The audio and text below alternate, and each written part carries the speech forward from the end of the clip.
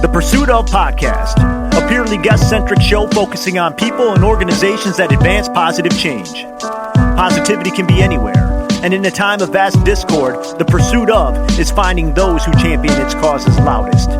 Join us as we sit and learn about the pursuits of local leaders in their community. Let's go. Hello, good people, and welcome to the Pursuit of Podcast, where it's truly not us, it's you. I'm Ryan Buck, Artist Development, New Leonard Media. With me, as always, is the boss, Mark Wilson, President, New Leonard Media. How are you? I'm doing great. Business is booming. Springtime is upon us. That is enough of that. Oh, boy. Today, our guest is Ryan Hannon, Community Engagement Officer, Goodwill Northern Michigan. How are you, sir? I'm good as well. Excellent. Thank you for being here. Really appreciate it. We were talking a little bit before we rolled. You have done podcasts before. Hopefully this is a comfortable setting for you and you're feeling nice and relaxed on a sunny and spring day.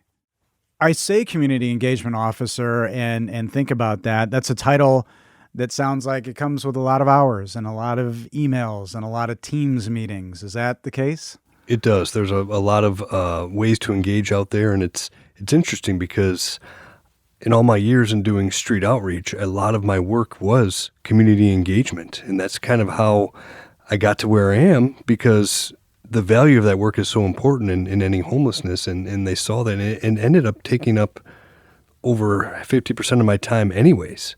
So now I get to focus solely on that, if you will, and even more, and really focus on promoting like what it is to end homelessness and how the people that are in the community can interact and help us do that. That's amazing. When you're out and about, and maybe pre-pandemic, when you're at a social function and somebody says, hey, what do you do? What's the elevator pitch, or what's the Empire State Building elevator pitch? It certainly depends on who I'm talking to, but it's usually I talk about helping people end their homelessness and start with there. Or I might say, homeless outreach, and people start to glaze over, or they're like, oh, that's so good, or what does that mean? So I start to tell them, and really helping people end their homelessness. And I say it in a way like that because people who are homeless have wherewithal. They have life experience. They're able to do things. And sometimes the myth or the misconception is there's just people out there just sitting there waiting for you to come along. And people, it's not really like that. So being with people and engaging with them who are experiencing homelessness and helping them. And everyone's situation is different. So really coming alongside people, helping them identify what it is that they need to get out of that situation. So really, that's kind of where I start. Right. Well, you touched on something that's really interesting in that, if I heard that right, handling preconceived notions that may not be accurate, or myths, or untruths about homelessness. Does that come up with somebody who is engaged, whose eyes don't glaze over? I'm sure it's not as much as you think, but does that come up, and do you take those opportunities to have those discussions? I do, and I really try to be proactive with it first, because the first question I get is, yeah, but what about those people who want to be homeless?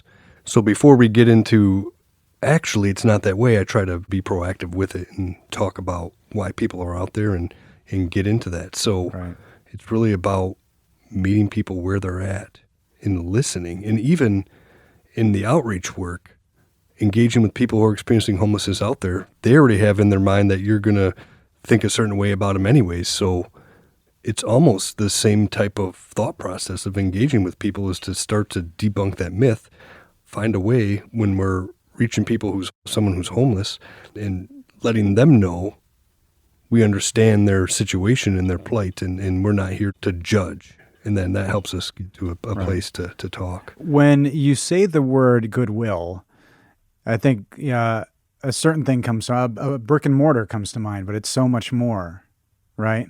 It is. Store. Yeah, you hear Goodwill, you immediately think of the stores, which are certainly a part of what we do and help us to fund the great programs like street outreach, the Goodwill Inn, housing support services, and then other stuff on the food side. But it really, to me, I embody that in Goodwill and coming alongside, reaching out to somebody who's homeless who normally wouldn't be reached out to in that way. It's a good thing to do. It's the right thing to do, and coming to do that like for the right purpose in the right way. Yeah. Can I get something out of the way right now? Yeah. since you brought up the store, there's a misconception out there that the store just functions as like job creation, like profit machine, and that the money doesn't actually get to the people that they're supposed to be helping. That is a good thing to point out. Yeah. Because it's a nonprofit. There's nobody lining their pockets or getting rich doing this. And it's really a social enterprise. So the store generates, money from the sales, and then it pours into the programs that we do. It costs a lot of money to run a homeless shelter, especially, I don't know if you've ever been to a homeless shelter or not. They're not good places to be. And the money you get to kind of operate it from a government standpoint isn't enough to do it in the right approach that you need to do. So essentially, you personally see where that money's going and helping individuals. Yeah. So, for example, when we go out or we may get a call, hey, there's this homeless person in this public bathroom. We don't want to call the cops. What do? Some people might call the cops. The police. In Traverse City, the police call us when they get those calls, and we can go and talk to the person and intervene. We may know the person, we may not. If we don't know the person, and the person doesn't know about the resources, so it's our job to go find people, talk to them, and help them out. So we get to see firsthand the effects and the impact that makes. I can tell you story after story after story of connecting with people. And let me add this, it's a great honor to be able to be in that intimate space of a person probably at the worst time of their entire lives, to be able to come in there and actually make a change. Wow. One of the, I think, admirable pieces of this pursuit is the fact that you endeavor to know these individuals. What kind of tools do you have at your disposal to help you with that and keeping information on these individuals the best way you can? And do you need more support in that capacity? We certainly need more support. The tools we use, we think about outreach. And now I do community engagement. So I bring the plight of what I've seen, the experiences out to the community to create a better system and a better, easier way out of homelessness. But in general, in outreach, when we're reaching people, we're going out to run interference in their life. A lot of the work is sometimes helping people realize they're worthy of the help that's even available, whether they know about it or not. That's a really critical piece. Also, letting them know what it is that they can be eligible for, helping them find out, get information about what they need to get out of homelessness, but then connecting them to those things. And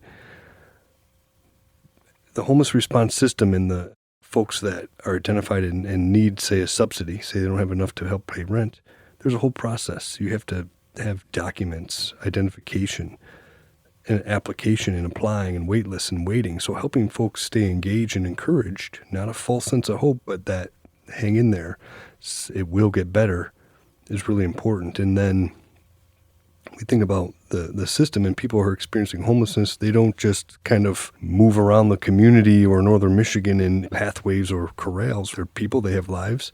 So continuing to engage with them and let them know what we're doing and why it's important to help to find the people takes tools. We have part of the response to homelessness is information database similar to electronic medical records, where we're able to share in real time and streamline the process with other agencies within the continuum of care, if you will. Yeah, so that's really interesting. critical. It's interesting. I'm glad it's being nonprofits and homeless work. It's not the best database and smooth running like you say if you were like a Wall Street company or something. Right. But it's really important to be able to use that so you can pick up where you left off, or maybe another outreach worker comes along, or maybe something happens, someone goes to jail or the hospital, or maybe they find a place to stay for a while. You want to be able to meet them where they're at and continue on, pick up where you left off and move forward or start over or change direction. The end of homelessness for people it can be different. Sometimes people reunify with family. And if we can help someone get out of homelessness off the street and live with their family, that's great. We don't have to say, no, stay here, let's get your housing voucher, because that may not work. Right. There was a lot compartmentalized into that, and it's really staggering what it takes to make this happen literally every day. But the website says that tonight more than 200 people in our region will spend the night without a safe home to sleep in. Is that a pretty accurate number consistently, or does that fluctuate? Do you have to update the website every so often? And how does that number, what does that number mean to you?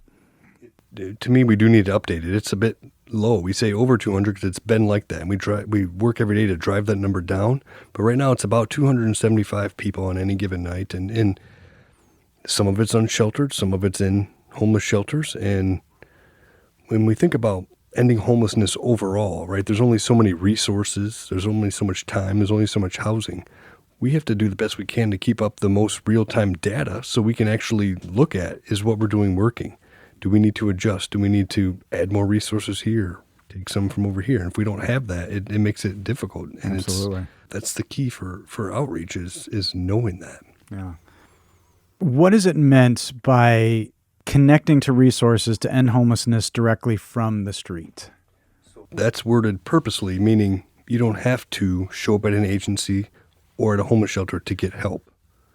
We have our tablets, we use Surfaces now, and we're able to connect with applications for things, assessments that go right into the database because there's HUD is the organization that really helps fund a lot of ending homelessness work and subsidies for people to get out of homelessness. So we go out and we can do assessments. We can help people apply for things right where they are, in the woods. Sometimes I say it's okay to sit on a log. You may be in the woods sitting on a log next to someone who's homeless, down and out, or that's just where they're at.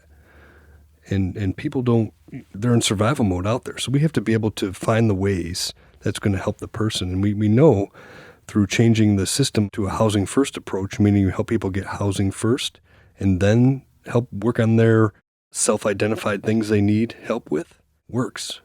Having people become fixed before they can get into shelter or into a house doesn't work. It hasn't worked in, 200 years since we've had homeless shelters.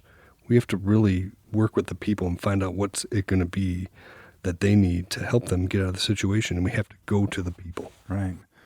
You've been with Goodwill Industries for 14 years in this role since May. When you started with Goodwill, did you envision you'd be in a role like this particularly? No, I actually first got started in prison reentry and jail alternative work and started doing some of that. And then the resources and the direction the state took went in a little bit different direction. And so then I was on unemployment. And that's when Safe Harbor approached Goodwill saying, we need some help. Safe Harbor was just getting started. They'd opened up churches and Goodwill said, we got the guy for you. That was me. I got interviewed and that's where it began. And so I started working under the outreach umbrella at Safe Harbor because Safe Harbor needed help and Goodwill provided the wages to pay me to do it, and it put me under the street outreach umbrella.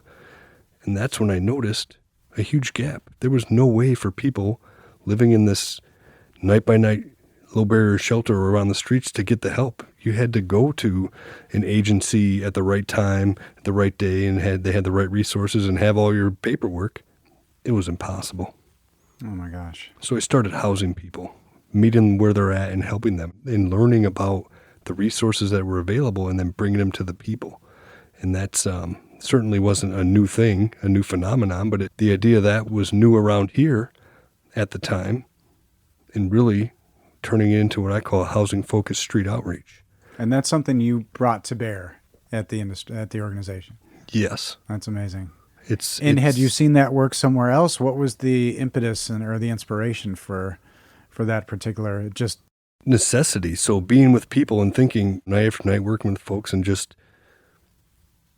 helping people survive isn't, that's good. That is a good thing. Okay. But it's not making a difference. It's just keeping people alive. So I remember the continuum of care, the program, the homeless response system, as we call it now, requested Safe Harbor to do a presentation. And Safe Harbor's like, oh my gosh, what are we going to say? And I said, we're going to say this. And I had this presentation ready, and I did it. And while I was at that meeting, I found out, I recognized this is the meeting where the decisions are made on who gets resources and who doesn't. So I never left, and I kept going and kept going and kept going and kept trying to implement change, right? And then learning as I went, started paying attention to, there's this thing the state puts on these homeless summits where it's a conference and you gather and you learn about what's going on. And there I met a guy that ended homelessness or reduced street homelessness by 51% in the city of Toronto in Canada. Like, I need to know that guy. That's the guy to know. 51% That's the guy to know. in a city like Toronto? Yeah. So he's now actually a really good friend of mine. And I learned a lot from him and connections and helped continue to drive and do next frontline best practices, innovative things to help people get out of homelessness. And a lot of it is the system and how we as a society view people and approach it. Yeah. Well, I was going to ask you, were you along the way inspired by any other communities, large or small, doing good work? And obviously, kudos to Toronto. Yeah. And friends that can be made. And also kudos to you for recognizing who you can learn from, recognizing potential mentors and or somebody doing what you're doing that might help you emulate and or adapt to our significantly smaller town, but still facing the same issues. And then the name drop. So you said the Continuum of Care. Mm-hmm. We're talking Tina Allen.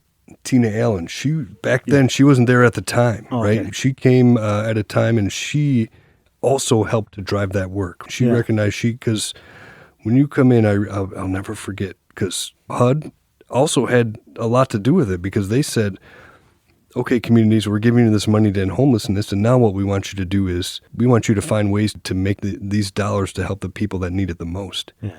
And when I talked about those people, go ahead.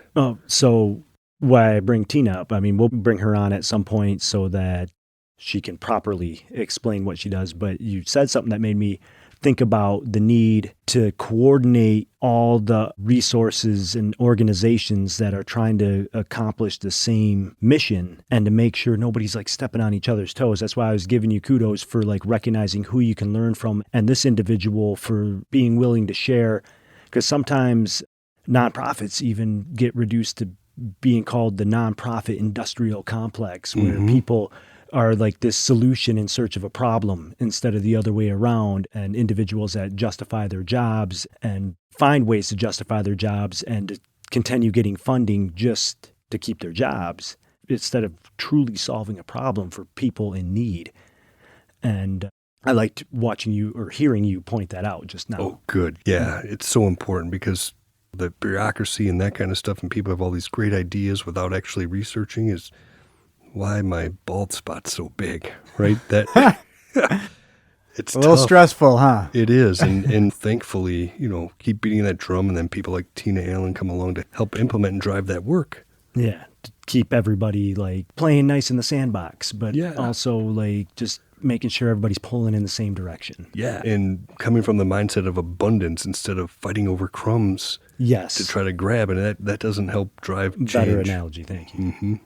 This has been a good analogy episode so far, I think. There's been some good stuff. If anybody wants to make T-shirts, we could have some good things. Well, you received your associate's degree from NMC in social sciences and your BA in social work from Ferris State. So it seems like you were perfectly positioned for what you're doing. But what was your end game when you started your collegiate career?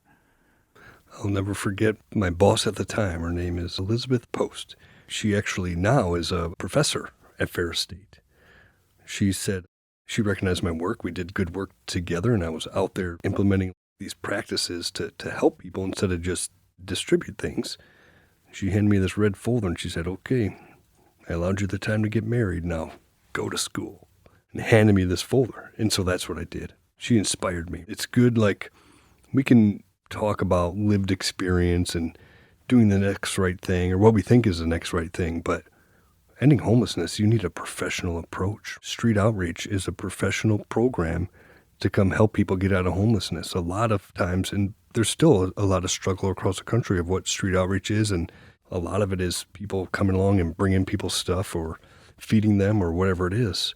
But it really is like we have to use our models that we learn in school to be able to come in. When I said run interference in people's lives, we come along and work with folks with motivational interviewing to help them actually move along. We're not there to fix them per se. We want to get them out of homelessness, and it takes professionals. So not the whole chicken or the egg thing, but you were already immersed in this work, and it led you to college. It did, and I wrote all my papers about homelessness. To expound upon, to build your skills further to do a better job. Yeah. Which is a really cool thing to point out, because a lot of people, if they already have the gig, they get complacent. Like, why further your skill set? I got the job. I'm getting a paycheck. And you already had the job. You went to school to do a better job. Yeah. Yeah. Because it really goes back down to, I remember when I first started doing this and seeing we watch human suffering out there every day. And how do we get work in that space and continue to be effective? But I thought, we have to help people out of this. That is the best way of what we can use our time and resources. If I can get better at doing that, then, it doesn't get any better than that. I hope that's a message that people hear. It's you don't hear it that often, where, I don't think there is a cart before the horse. There's a cart and the horse, and the way they work together, they work. But as you're talking, as I'm hearing, it seems like a challenge that's almost insurmountable. It's big. And you look great. You mentioned the bald spot, and I get that there's burdens to bear, but what are the little wins that you celebrate at the organization and with your team to kind of combat how big it is? Are there little things that you celebrate too that are steps forward? There are. When you think about insurmountable and ending homelessness, when we break it down, we can look at how many housing units we need to really help actually reduce that thought of how big it is. But little wins along the way. We think about ending homelessness, and people end homelessness in different ways, right? A room for rent, living with family, that's okay. If we can help someone problem solve into, I do have somewhere I can go and not be homeless, that is huge. But I'll share a couple stories here on this. I remember taking out our new CEO on what we call outreach immersion. Come tag along and see what we do. And we were walking along the railroad tracks, approaching us as we're going this way, and there's a guy walking this way towards us, and we're walking towards him on the railroad tracks. And it was a client that had significant mental health issues, schizophrenia, and often wouldn't acknowledge you or look at you. And as we walked by, I said, hello. And he looked at me and said hello, which doesn't happen very often. That was a win. Even just him acknowledging and saying hello, knowing who I was, that's a win, right? To be a trusted person out there, that was a huge win. Then there was another one. We built a place called Carson Square. It's project-based vouchers. It's permanent supportive housing through state dollars and partnerships, and people move in, and there's a subsidy, and they have a worker. So when we talk about permanent supportive housing, we do the assessments and show that you actually need that level of care and intervention, so you're a high-needs person. We moved in a woman who had lots of trauma on the street, lots of sexual assault happened to her. She drank a lot of alcohol, and we helped her get into this apartment, right? That's our job. Help people get out of homelessness into housing, help them believe in the system or believe in this program that they're working in. And she got into the housing, and the stats show people who have alcohol use disorder, when they move into housing, their alcohol consumption goes up for the first couple months. It's anxiety. It's, unknown. When is this going to be taken from me? Then over time, it steadily decreases most of the time. So we helped this woman move in, and she, one of the wins was where she was able to walk into her apartment rather than crawl, because she'd be so intoxicated. She'd be crawling into her apartment. And when she got to the point where she was actually walking in, still intoxicated, but less intoxicated, her drinking started to go down. Those are little wins we celebrate that may not look like a win to anyone else. I don't think it's gets any more poignant than that, walking versus crawling. There's lots of different factors, and I think it's important to celebrate small wins too, especially in big initiatives. And if I could add, this is a woman I was convinced was going to die on the streets. Oh my gosh. In what ratios would you say, or in what ways do local versus even national politics come into play in your role? It's mostly national, really, when we think about it. Homelessness is an economic issue. It's a math problem. What they have coming in doesn't match what needs to go out. That's really the bottom line. We approach things locally with all kinds of social problems, but at least like HUD, they give guidance and criteria, right? They'll say, okay, community, here's your homeless response system, here's these dollars, and you can do whatever it is you think you need to do within these parameters. Street outreach, coordinated entry, meaning working together, and everyone's using the same assessments. It's a system. And then housing, paying rental dollars, and paying caseworkers to help people keep their housing. Those are like the parameters you can use for the dollars. So locally, we look at our data. We know we need more housing, certainly, but we look at, okay, do we have enough going to rental assistance? Do we have enough going to case management? And so that kind of localized approach is good. Now, different nuances like locally as far as economy, I've noticed because I've been asked and I've taught and trained and spoke all across the country, street outreaches in Florida, West Virginia, Hawaii. What I've noticed is tourism economies have higher rates of homelessness. And it really has to do with the housing and the housing stock. We think of vacation rentals, right? It's a great booming business around here. We need it, and it's part of our economy. But we have to think about the counterbalance of that. It's taking away places for locals to live. So you go to these conferences nationally, like you go around. Has it been reported if that's increasing from city to city? And the reason why I say that is because it seems like most cities are built on a specific industry. And then when the economy shifts or that industry is changed, for instance, I mean, everybody knows Michigan automaker cities, and it's severely reduced, then a lot of times cities try to reinvent themselves almost as like a tourist destination, but like America's becoming a museum where all these once great cities thriving off of a specific industry no longer have that. So now they're just saying, hey, come visit us and learn about our history here. Has that increased the homeless situation or like increased the tourism, like what you just said, the vacation rentals and people experiencing homelessness is in that area? That's interesting. I haven't looked at it totally like that, but if you think about places like Detroit, there's the revitalization of certain parts of town, right? Mm-hmm. Well, people who are homeless in those parts of town aren't getting into those places, the gentrification right? is pushing people out, and that's the same thing that people would have to say about Brooklyn or areas of Chicago, etc. Mm-hmm. I heard a thing on the radio the other day about Biggie Smalls and his old neighborhood. Yeah, it's all coffee shops and hot luxury condos. Yeah. Well, Cabrini Green in Chicago, and that's what I was getting at. Candyman Humboldt Park. Yeah. It's talked about that. And being from there, I saw it. I saw the south side of Chicago and the Cabrini Green area completely transform. It's interesting, but the problems still remain. It just moves. It's like you push down and things just spread out. So it's still important, the work that you're doing. What is your approach as you look to strategic partners, as you look to people helping you? What are your criteria for a candidate to help you in your mission? Well, anybody that we start with, like in my roots in outreach, anywhere where people who are experiencing homelessness, especially unsheltered homelessness, where they interact. How can we get better? When someone is in jail and they're getting released, when they release people at 4 or 4:30 in the morning and you're homeless, you got nowhere to go, 4:30 in the morning is not a good time.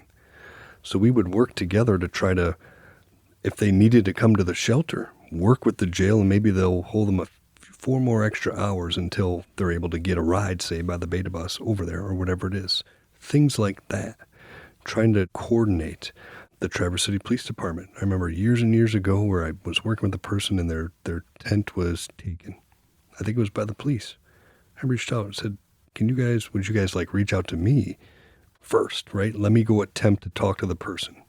Now it's policy. Traverse City Police Department reaches out to street outreach when they get a complaint. And they've grown a lot. And now, just so people understand, when you say reach out to me, meaning you, Ryan, that's what you mean, correct? Like that was then. Yes, but now, in general, it's literally out into the field. This is not a down the line. Right. You are really connecting, and your teams are connecting with these actual people. Yes, right out on the ground. And we have to be careful, too, because we don't want to be called for everything, because there's a lot of hurting people out there, and we specialize in people who are unsheltered and homeless.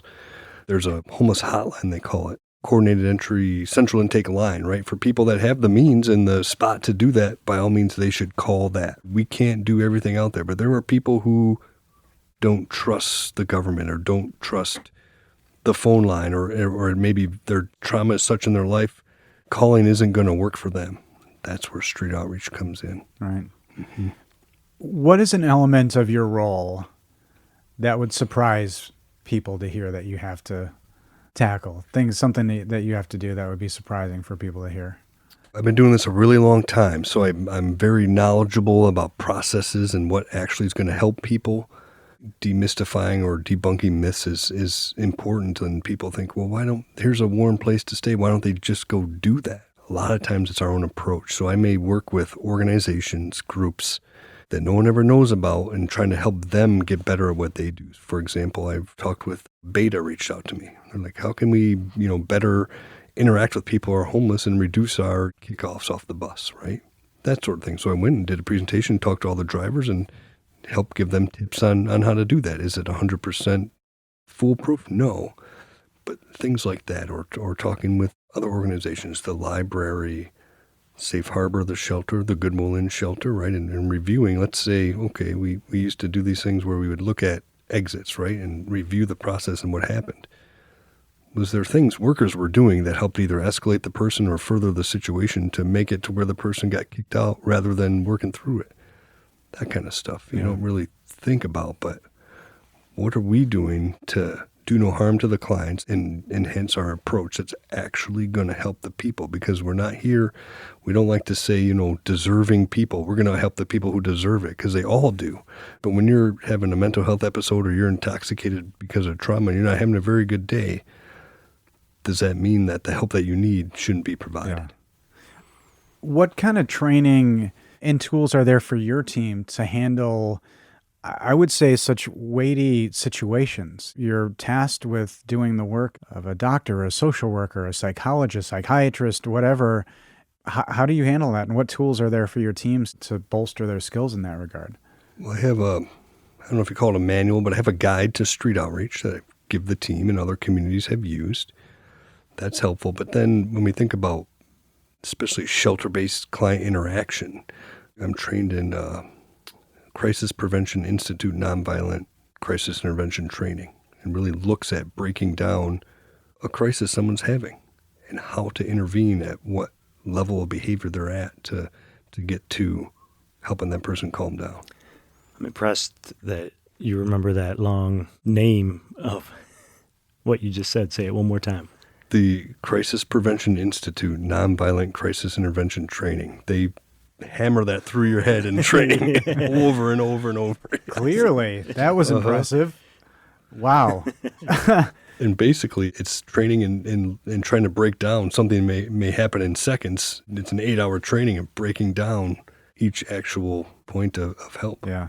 Do you think the conversation about homelessness and the challenges that these individuals face is as serious as it needs to be, especially in an area, as we talked about, that's so heavily focused on tourism, and that's our PR angle? Is the conversation serious enough, or what needs to happen if it's not? I certainly will probably never think it's serious enough, but we've grown leaps and bounds over the years. Now we have a lot of talk about it, right? Our city commission has said housing and homelessness is our number one issue. I was at a neighborhood meeting. Every day runs in the same. I can't remember if it was last night or the night before, but talking about Safe Harbor actually extending their season because it's a winter shelter right now. Listening to people who are upset and have these concerns, and actually some really legitimate concerns about the neighborhood in the library, right? When you go to the library, there's nowhere to go if you're homeless in the afternoon or the weekends. If it's cold outside, what are you going to do? You have to go somewhere. The library is almost a natural place because it's public and it's warm and there's seats. But you think about the streets coming in. That's why we work so hard on training with our workers. Not everyone. It's a small percentage of people that actually generate issues, but they're generating issues because of things that have happened to them in the past, and it's manifesting in these places. We think about talking with places like the library. We have to come up with ways that's alternatives to, the library shouldn't be the defunct homeless shelter for the afternoon. So those conversations are happening, and we have news stories. The gentleman who burned in the fire a few weeks back, there was a newspaper article about it because a reporter picked up on it at a police media morning briefing and did the story. And this afternoon, I was in the woods with her talking to people who were homeless as a follow-up. These things are happening. If people are paying attention, of course we need to, there should be public outcry and urgency of someone burning to death in the woods. But as life goes on, people who aren't affected, it's hard to pay attention. And to that point, how much of your role has to do with engaging the public and generating public support. And are there any keys that you have for success that organizations like Goodwill use to engage with the public? Me personally, I'm the community engagement officer to help do that, and part of my job is to do that. So kind of keys are reach out to people. Reporters are people too. They have jobs and deadlines. We have to understand they're people too. And sometimes, especially early on, I would hear, oh, the media, they didn't get it right and this and that. Well, they're people, and if we don't take the time to engage with them as well to help them understand, you're going to have news stories that are accurate. Right. So continuing to take opportunities. I love talking to students. They're our future. So I very rarely turn down an opportunity to speak to students because they're learning, and to be able to learn about the myths, to be able to debunk. So, don't get too busy or important to talk to the little guy. Right. Speaking of that, and you've touched on things that are challenges to you, the misconceptions surrounding homelessness. Would you say that just also a challenge is general apathy? The knowledge that homelessness is rare, it doesn't happen very often. Similarly to your safety on a plane, right? People don't think about it. Is that still a challenge? And how do you combat apathy in a respectful way? I think it really boils down to misunderstanding and uneducation. It's hard to grasp someone actually being homeless. So people think, oh, they must choose that, or they must do that, or they don't want help. That is trying to help people understand that. It's so difficult because people experiencing homelessness, you're the homeless person. Wherever you go, people know or think you're homeless. You're walking with the backpack, shuffling down the sidewalk. People may holler at you. And then if you ever get to a point where you're talking to someone, you may hear things like, yeah, I want to be homeless. It's more freedom out here this way. People are trying to save face as much as possible. People know they're homeless. They get treated poorly. So a way to help protect themselves, sometimes even subconsciously with dignity, is that. So really helping to educate people about what it is and why people are homeless. So I guess yes. Right. You also stated, and this is, I think, particularly interesting as it relates to what COVID has spurred in a lot of people. Mental illness is a huge challenge as it affects the homeless population in our community. Is that still the number one challenge underneath the umbrella of homelessness? And is there anything else that you see trending that is something that we need to be paying attention to now? Yeah, so homelessness, we're seeing it more now, especially when COVID hit in our town and everything shut down. Homelessness was much more visible, right? There's less people out and about. You see homeless people, and it was on good on one hand where it was now out in the open, but then you also have more calls for what I would call the criminalization of homelessness. Get those people out of here. We don't want to see needles and drunk people, right? Not everyone who's homeless, that's what they're suffering from, but even the ones that do, we have to help them. So we see that, and the challenge of where do people go, and the housing is getting more expensive. It was already hard enough to try to help people get out of homelessness. Now it seems to be even harder. I don't want to create all doom and gloom because there are successes. We do house a lot of people. But when there's people, they just want homelessness to go away, criminalization seems to be happening more. Right. We're seeing people pushed out of parks in townships and things like that. And it's hard because that's moving in the opposite direction. The more time and effort and money you spend on criminalizing homelessness, the less you're doing the other way. Right. Is it ever reported how many of this aren't even individuals experiencing homelessness? And at what point is it, I don't want to say not your jurisdiction, but because I know a lot of my personal family members that are out there in the streets, but they actually have a house, but they have homies that are out on the streets experiencing homelessness, and they're just out there kicking it with them. Is there any delineation between that when there's report like we don't want to see needles out there? Like maybe that needle didn't even come from somebody who is homeless. Yeah, there's no way to really differentiate that, especially in the public eye. And we think a lot of times the people who complain about people who are homeless or the people who are drunk out there, they're the ones that are congregating together and there, right, and out in the open. And so there may be others who aren't homeless that are there hanging out, and they say, well, those are the homeless people. Well, then you try to talk about, well, they're not all homeless, and it's like, well, if those homeless people weren't there, then those others wouldn't be there either. We can argue it one way or another, but if they had a place to live, no one would be there, right? It'd be just the tourists on the beach drinking, or the locals who go to the beach to get drunk and intoxicated. And then pass out. And pass out, yeah. And the next morning, it's like, we got these homeless people on the beach, and it's like, that kid has a home. Yeah, there's this boat right there. They're from Akron. They're visiting. They had too much fun. When you think about engaging in the community, December 21st, for example, you did the silent walk for a National Homeless Persons Memorial Day. How important are those types of events, public events, walks? Are they still important? And how do you get the most out of those types of events?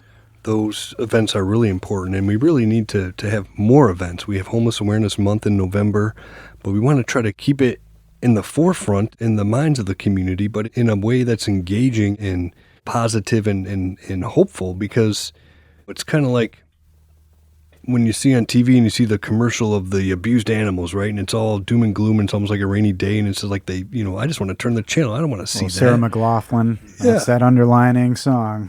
Uh-huh. So it's like, how do we do it in a way so these are important? So the memorial on December 21st every year, done it for many, many years. To me, it's so important, and it's a great awareness opportunity, but it's also a great way to educate people. I've had people, families come, they bring their kids to learn about and walk, and just, we be silent to remember the people. Not everyone who comes knows the actual people that died, but it really is a significant event to help people, and we walk around them, we talk about it a little bit. So the more we can talk about it in ways that people can relate, the better. Absolutely. In a January 9 and 10 news story that you were a part of, it was stated, not by yourself, but by somebody else, that for every new housing development in the area, they'd like to see a consideration for more than low-income housing for people experiencing homelessness. I know that was just January, but can you talk because there's been a lot of announcements, and we're growing, Traverse City's growing. Can you talk to any progress in that regard? Yeah, Traverse City's growing. There's lots of development. It's good. We need it, and we also need to be smart about it. There's all sorts of planning stuff and all that has to happen. But it is a business. Building is business. And how do we help make ways to make business sense to help people as well? I know developers a lot of the time get bad names. They're people too. They do have caring hearts. How do we help make it possible to help end homelessness? And ways could be tax incentives. I don't think it's legal to force builders to include people who are homeless or low-income units, but what are ways cities and municipalities and townships can promote including that? Because people who are homeless, they're already behind the eight ball, if you will. And when they go to rent something that maybe that their voucher can cover or they can afford, there's like 100 people that also apply that the people who are renting to people don't have to deal with all the other hassle, if you will, or more work to make it. And it's difficult. So we know there's a building, Common Grounds, I think it's called. It's right on the end of, it's on A Street at the end of Boardman. Yep. It's being built, and it's a co-op, right? So there's lots of philanthropy dollars and donations and all that. But there's also some development is happening. Well, they have, it's a shared space, mixed income. They partner with Northwest Michigan Supportive Housing to allocate two or maybe three of their units are going to be specific for this program. That's the way we house people who are experiencing chronic homelessness. No. Those are things that are positive. But do we have to have a community like fundraising event just to get 3 units, right? We need more. Well, that's why I've stated on City Commission that I'm a big fan of partnerships with specific nonprofits that their mission is to help with either the missing middle and or low income housing that will help free up inventory. So I think there's a lot of barriers that need to be removed to at least encourage that more. There are a lot of barriers. When you think about right now, this is a great example. Lot O, they call it. There's the city, they proposed this parking lot to turn into a building, right? And they're working with a nonprofit. And then the nonprofit went to go do their design, and they found there's a I think it's a 60-foot building height limit in Traverse City, or this section of Traverse City. And it's about 2 feet. They need 62 feet to make this, building work with the bottom retail and then some middle and low income and then the top more high end market rate rent. They can't make it work because of that building height. Now, there is a way that the developer can go to the community and put it on the ballot where the community can vote and say, okay, we'll give you exemption to this. But that takes like an exemption for 2 feet. For 2 feet. That's what we're talking about. And that'll take until November now. Until November. And you don't even know if it'll actually pass, right? You have to campaign and like create flyers and talk to people. And this is a nonprofit organization that just does enough. Barely has the resources, not the resources to run a campaign and try Exactly. to. Gotcha. It's tough. But then there's also, we think about our rural area, like Traverse City is a city, but it's actually not that big of a place. The population-wise, we look at Garfield Township, there's more people living in Garfield Township than there is in the city of Traverse City. Mm-hmm. Okay, how are those two working together on stuff like this and the other townships or county-wide stuff? There's thought of creating like a regional entity, kind of like what Beta is. Beta is actually a multi-county, I don't know what you call it, but they have funding to be able to do that. Could we do something like that, get innovative and work together? But it talks about coming together, playing nice in the sandbox, and just having a good heart isn't enough to accomplish something like that. Yeah. Thoughts and prayers are good, but sure. We need action and, they don't signatures and stuff. Yeah. Well, finally, I had to ask, Goodwill Northern Michigan began in 1972 as Asgard Enterprises. So is there any Norse mythology that's still talked about nowadays, or did Marvel just keep all that? I don't know. It's not a part of the culture of the company anymore, so much the Asgard piece? No, that I think like the opportunity came and they took it, or I don't know how it came about. That was before me. Yeah, it's good stuff. The history section of the website is great. And the website, just so we are calling attention to that, is goodwillnmi.org, correct? Is that the best way to find out information about all that you do? Yeah, I think so. That website, but also the Coalition to End Homelessness, where we work together. We can't do this work alone. It's End Homelessness, NMI.org. We're very much a part of that and committed because we need each other and we need more support to be able to do it. Another one I like is very informational. It's invisiblepeople.tv. It's an organization that does homeless awareness work. They've been doing it for years, and they're growing. Are some videos on there of me and our outreach program, and even some people who are homeless in Traverse City. So that's another good way to learn. That's amazing. And how can our listeners, anybody, support what you're doing, donate even? What's the best way to support you and what you are doing? The first thing I'll say is people who are experiencing homelessness are people. You don't have to be scared. If you're passing them on the street, you can look at them in the eye and say hello just like you might someone else. That's important. People call me up and they'll say, Ryan, there's a guy holding the sign over here, or there's a guy, I think he's homeless, sitting on the bench. I don't know what to do. And I'll say, well, what's their name? They can't tell me. It's okay to ask someone their name. And then, of course, donating dollars is always good, whether it be Goodwill or any organization in the Coalition to End Homelessness. Shopping and donating at the stores. We talked about that early on, and people don't realize we give what we call store vouchers to people so they can go shop and pick out clothes or whatever it is that they want, their style, their size. Not everybody has, the means to even get to the store or whatever. There's certain people, and we work with our partners to make that happen. But the stores are okay. And we also do partner vouchers. So we'll give vouchers, a stack of them every month, to places like Father Fred, places where people in need may go, not just people who are homeless. So it's really a community-owned thing.